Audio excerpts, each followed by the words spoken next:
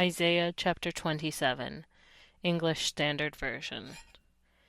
In that day the Lord with his hard and great and strong sword will punish Leviathan the fleeing serpent, Leviathan the twisting serpent, and he will slay the dragon that is in the sea.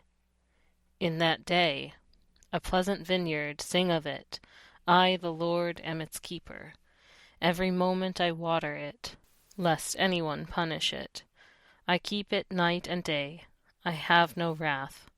Would that I had thorns and briers to battle. I would march against them. I would burn them up together, or let them lay hold of my protection. Let them make peace with me.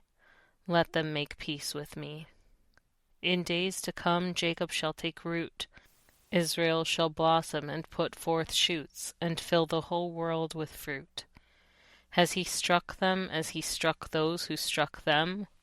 Or have they been slain as their slayers were slain? Measure, by exile you contend with them. He removed them with his fierce breath in the day of the east wind.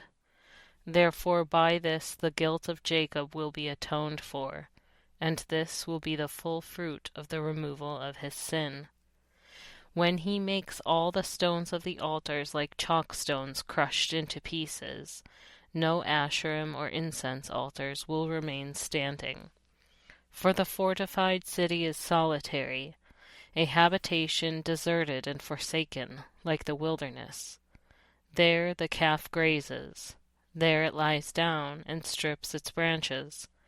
When its boughs are dry, they are broken. Women come and make a fire of them. For this is a people without discernment. Therefore he who made them will not have compassion on them. He who formed them will show them no favor.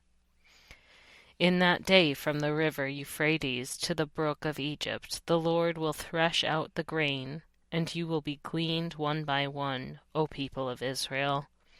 And in that day a great trumpet will be blown, and those who were lost in the land of Assyria and those who were driven out to the land of Egypt will come and worship the Lord on the holy mountain at Jerusalem.